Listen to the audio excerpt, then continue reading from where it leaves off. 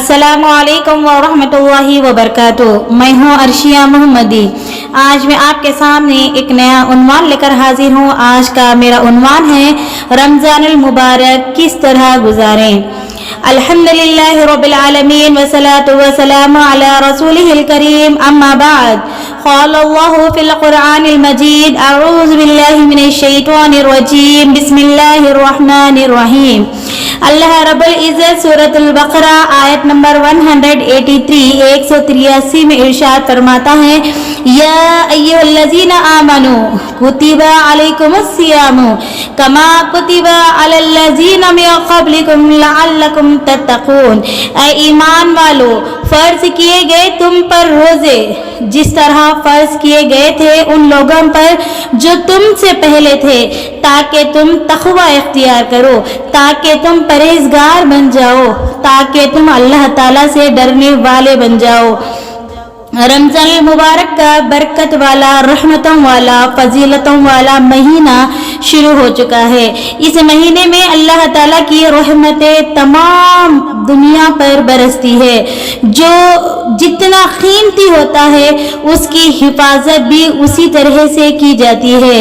ریت کے تھیلے سڑک پر رکھ دیے جاتے ہیں، مگر سونے کا چھوٹا سا ٹکڑا بھی بہت احتیاط کے ساتھ محفوظ مقام پر رکھا جاتا ہے۔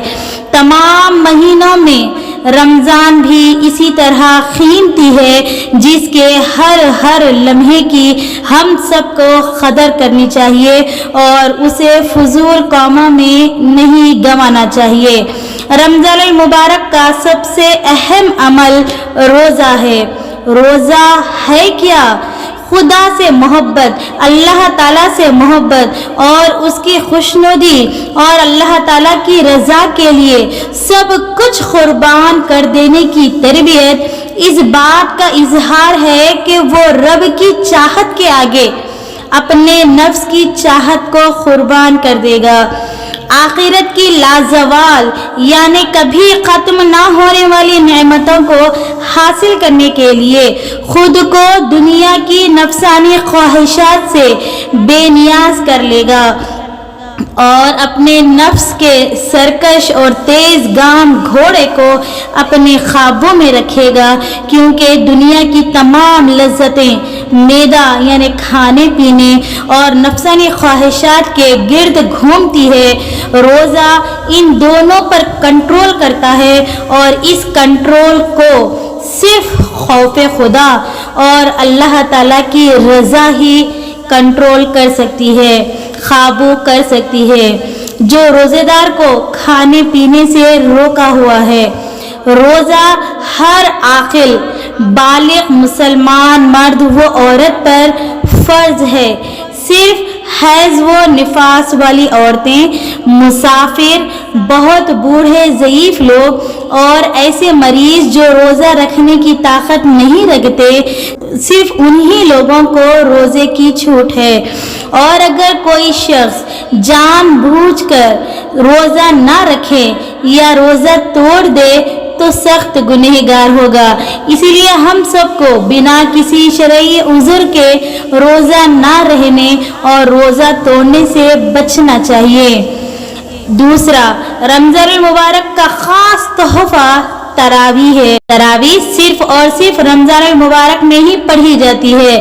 رسول اللہ صلی اللہ علیہ وسلم نے چند دن مسجد نبوی میں یہ نماز ادا فرمائی، پھر اس اندیشے سے مسجد میں آپ نے نماز پڑھنا چھوڑ دیا کہ کہیں یہ نماز امت پر فرض ہی نہ ہو جائے۔ اگر ایسا ہوا تو یہ امت کے لیے باعث مشقت ہوگا۔ حضرت عمر فاروق کے زمانے سے لے کر آج تک حرمین شریفین میں 20 رکعت تراویح پڑھائی جاتی ہے۔ آپ سے جتنا ہو سکتا ہے آپ پڑھ لیجئے، مگر پڑھیے تو صحیح اور روزانہ پڑھیے۔ بعض حضرات تراویح میں قرآن مجید مکمل ہونے کے بعد نماز تراویح پڑھنا ہی چھوڑ دیتے ہیں۔ ایسا نہیں کرنا چاہیے۔ آخری رمضان تک بھی ہم کو تراویح ضرور پڑھنے کی کوشش کرنی چاہیے۔ رمضان المبارک کا تیسرا اہم عمل قرآن مجید کی تلاوت ہے۔ ہم سب کو تو پتہ ہے رسول اللہ صلی اللہ علیہ وسلم اس ماہ مبارک میں حضرت جبرائیل علیہ السلام سے قرآن کا دور کیا کرتے تھے، یعنی اسی مہینے کی راتوں میں قرآن نازل کیا گیا ہے۔ ہم کو تو سب یہ معلوم ہے کہ قرآن قیامت کے دن قرآن پڑھنے والوں کی اللہ تعالیٰ کے حکم سے سفارش کرے گا۔ صحیح بخاری شریف حدیث نمبر 1978 اور مسلم حدیث نمبر 1168 میں لکھا ہے، حضرت عبداللہ بن عمرو بن عاص کا معمول تھا کہ روزانہ روزہ رکھتے اور رات بھر قرآن مجید کی تلاوت کرتے۔ رسول اللہ صلی اللہ علیہ وسلم کو اس بات کی اطلاع ملی تو آپ صلی اللہ علیہ وسلم نے ان سے پوچھا، تم ہمیشہ روزہ رکھتے ہو اور رات بھر قرآن پڑھتے ہو؟ انہوں نے کہا، ہاں اے اللہ کے نبی، لیکن میرا ارادہ اس سے خیر اور نیکی کا ہی ہے۔ آپ صلی اللہ علیہ وسلم نے فرمایا، تمہارے لیے ہر مہینہ 3 دن روزہ رکھنا کافی ہے، اور رہ گیا قرآن تو ہر ماہ میں 1 ختم کر لیا کرو۔ کہنے لگے، میں اس سے زیادہ کی طاقت رکھتا ہوں۔ آپ صلی اللہ علیہ وسلم نے فرمایا، 20 دن میں ختم کر لو۔ انہوں نے کہا، میں اس سے زیادہ کی طاقت رکھتا ہوں۔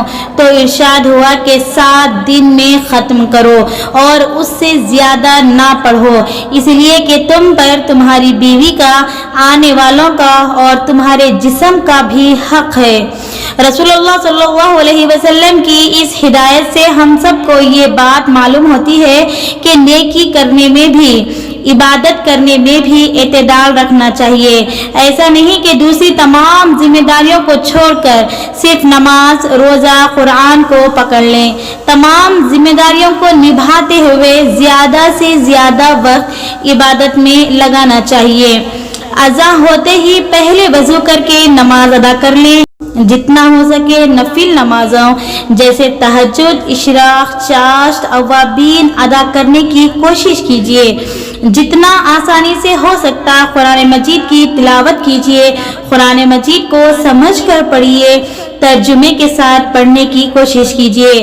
رمضان المبارک میں جب انسان خود بھوکا پیاسا رہتا ہے تو اس کو دوسرے غریبوں کی بھوک و پیاس کا احساس ہوتا ہے۔ اسی لیے رمضان میں خاص طور پر اللہ تعالیٰ کے راستے میں خرچ کرنے، غریب رشتہ داروں، پڑوسیوں، محتاجوں، یتیموں، مسکینوں کی مدد کرنے کا حکم دیا گیا ہے۔ آخر میں سب سے اہم بات، ہم سب کو ہمارے روزوں کی حفاظت کرنی ہوگی، کیونکہ زبان کے گناہوں سے، بہتان تراشیوں سے، جھوٹ سے، غیبت سے، چغل خوری سے، کسی کی بھی برائیوں سے بچنا چاہیے جس سے ہمارے روزے پر اثر ہو سکتا ہے، جس سے ہمارا روزہ ضائع ہو سکتا ہے۔ اللہ تعالیٰ کو ایسے روزے دار کی ضرورت ہی نہیں ہے جو صرف بھوکا و پیاسا رہے اور گناہوں کو نہ چھوڑے۔